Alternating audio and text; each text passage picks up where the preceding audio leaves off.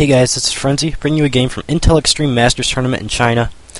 We have EgPuma spawning in the top right position, and we have YhY spawning as the red Zerg in the bottom left position. Chinese Zerg, never seen him before. Just like all of these Chinese players, a lot of people don't really know who they are. They seem a little bit different in their playstyle, but not bad. I mean, I've seen them take a couple games off of some good players here, but EgPuma definitely the favorite. One of those world-class Terran. It's going to be on Shakuris Plateau in cross positions, so we should see a pretty good macro game coming out of this Zerg player, and we'll have to see what he's all about.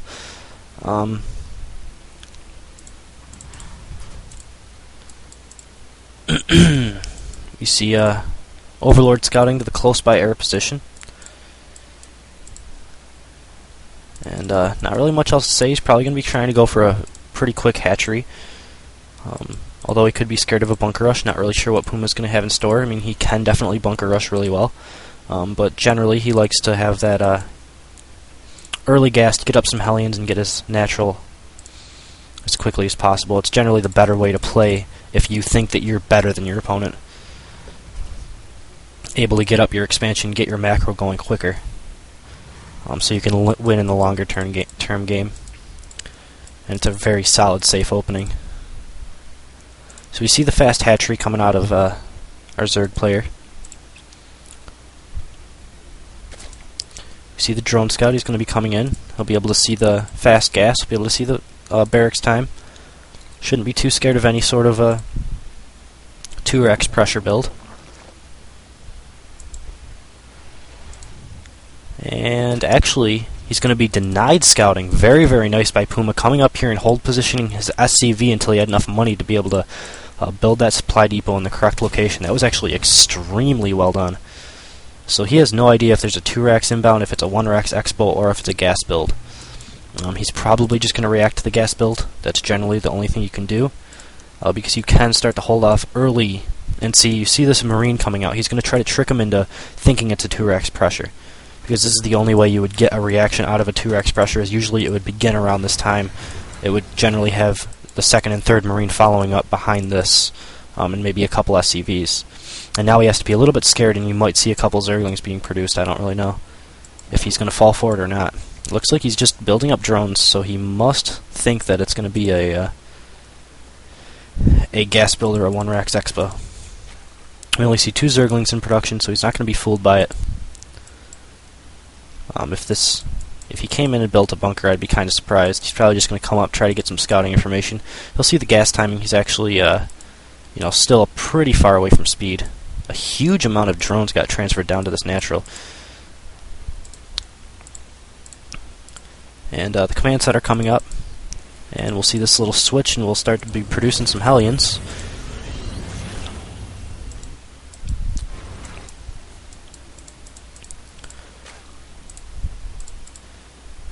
And we'll have to see how he deals with this Hellion harassment. It looks like there is a spine crawler coming up. A lot better timing on the spine crawler than around the 4-minute 20-second spine crawler that Pig used in his game versus Puma. Just to get that little bit of extra money and use it on drones, use it on something besides that spine crawler. It's just going to sit idle for 40 seconds. You can be using it on something else, and it can be better for your early game. And to be playing against a world-class Terran, you need to use your money as efficiently as possible throughout the entire game. See these Hellions and roasting some Zerglings. We do see Blue Flame coming up. So it was 2 Hellions, and then he switched over, got some Blue Flame, and he's getting his 3rd and probably a 4th Hellion. Kind of wondering if he's going to do any sort of a drop or what. Because with these double ramps, it's kind of hard to make Hellions useful. A very nice little, I don't know how he knew where that creep tumor was. I don't know if he saw it earlier or what. But he lined up that Hellion to be able to friendly fire his Hellion while hitting the creep tumor. That was invisible. Very nice play. So we have 3 Hellions, just going to be microed extremely well from Puma. And probably a little bit of a Marine Hellion pressure while he's taking this expansion. And we do have the starport, so we will probably try for some Blue Flame Hellion drops. And this could end the game extremely quickly, or it could do no damage at all, and that's kind of how Blue Flame Hellion drops are. We do see a lot of roaches coming out of Y, so he's going to be pretty safe against these Hellions unless he gets caught out of position. We do see doesn't quite get that Hellion snipe, only 10 hit points left on that Hellion. And it looks like Y wants to get aggressive with these roaches. But Puma's going to be just fine. He's going to build this bunker just in case there's a big Link follow-up or something like that, but these roaches could be denied just by this handful of Marines and Hellions. We do see a little bit of a Link follow-up. We do see quite a few Links coming over here. So that bunker is going to be kind of necessary, and this could actually be pretty hard for him to hold. We do see, okay, there's a huge concave of units for Puma here. He needs to wait for his Zerglings and hope to not get a big friendly fire. Okay, that was just awful engagement for Y. He lined up those Zerglings. These two Hellions just got so many kills. And he's pushed back pretty easily. Didn't even really need that bunker. Those Hellions did way too much damage to those Zerglings. They all lined up. Needed a better surround on all of those units. So now Puma's in a pretty good position. As you can see, he has a supply lead, not the situation you want to be in as a Zerg at this time in the game. Behind this, the Zerg did start to get up a third hatchery. There's no third command center quite yet for Puma. But we'll have to see how these Blue Flame Hellion drops go, if he's actually going to go for them. I think he may have lost. No, he does have those 4 Hellions, but they're going to fly right over these Zerglings. Now, are these Zerglings going to react in time? Because it doesn't look like there's anything else out. He really needs those Zerglings to come back now. And here he goes. He's going to go in for some drone kills. And just roasting so many drones in here. Oh my god. 5, 6, 8, 9. Just eliminated almost all of the drones in the natural, and now he's going to eliminate some Zerglings here as well. But going to pick up in time. Going to keep 2 of his Hellions alive and killing 9 drones from his opponent. So definitely worth it. And again, we have a pretty delayed lair, pretty delayed Baneling nest. We saw it out of Pig as well, a very delayed Spire. So not going to go for any ultra-fast Mutalisk, just going to delay it, try to get his third base up and secured. And Puma's trying to do some damage with some Hellions. Can't really find a place to land them.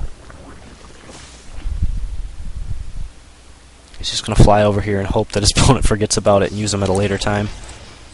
So we see Stim just being started. That's the danger for having, Blue Flame upgrading and all of these different upgrades, Siege Mode, Blue Flame, building the Blue Flame Hellions, building some Siege Tanks, and then you have to go back and research Stim, research Combat Shield. The more tech you add in, everything else is delayed just a little bit. So we see a little bit of a drop over at this third base. At the same time, he's going to move in with these Hellions. And I'll get a glimpse of that in just a second here. He's looking for a good spot to land them. We do have a Roach and a Queen here. And he's going to try to do a little bit of damage. Is he going to get the next shot? It looks like he doesn't take out anything, maybe 1 drone. So pretty handled pretty well. It looks like redropping the Marines. He must have picked them up when the Zerglings actually went over. And they actually did quite a bit of damage. He's up to 19 workers killed now. So this drop just being microed so well, and that's why you need those aggressive muta timings against Terrans like this, is because he needs to be able to take out this medevac. Because Puma can just do this all day long. He's got the speed for it, he's got the multitasking, he's just going to stay doing this, and just doing little bits of damage here and there. And as you can see, the Zerg is actually falling apart. He's supply blocked, he's only at 94 supply, killing off more. And now, finally, the Mutalisks come out. And he's just going to forget about that drop. We do have a Viking coming in here with 5 kills, supply blocking Y so much. And as you can see, Puma is just picking apart his opponent little by little. Puma at 131 supply, 96 for our Zerg opponent, or Zerg player. And this is what I'm talking about, is Puma will just sit here and do as much damage as possible and macro up this enormous army and just come out and push you, and he'll win. And it'll look so easy for him, but really he's just doing so many little bits of damage here and there. He's going to be just fine against these mutas. There's only 5 mutas, and there's a missile turret here. Has to be careful not to lose one of these mutalisks. Looks like he's going to pick off a couple supply depots.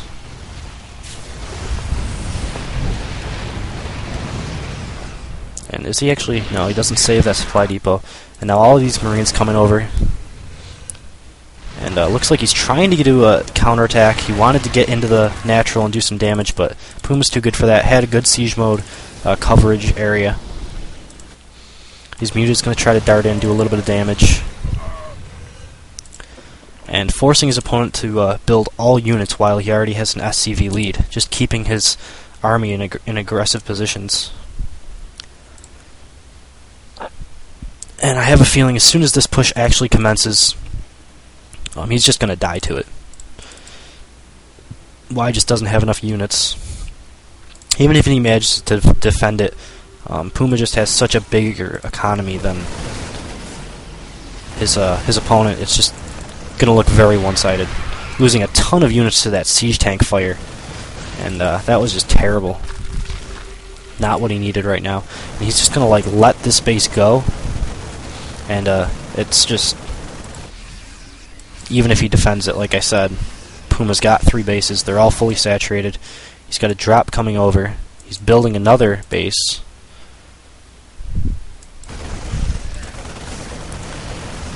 And here comes the engagement from Y, taking out all of the banelings before they connect. And he just can't deal with the siege tanks. These mutas, I'd like to see him poking at these siege tanks a lot more. They're not. Needs to be taking advantage of the situation he can put Puma in by having his mutalisk spray around in this area, picking off reinforcements, poking at these tanks. Should have been doing this the entire engagement. Maybe pick off 1 or 2 of these tanks. Like right now, his siege tanks are absolutely naked if he just poked at them. You know, it's little things like this that would help him out right now. And just focusing down all of those banelings, some good connections, but it's just not enough. He doesn't have any units. There's only two mutas left. The 3rd base got killed. A bunch of Zerglings trying to head towards the middle of the map to do a counterattack. But there's just too many units here. The reinforcements catch them. Picking off a few Marines, but so many units here for Puma.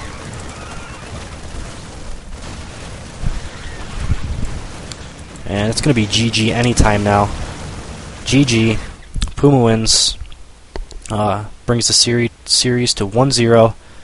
If you want to check out more of my videos, go to blip.tv/FrenzyStarcraft.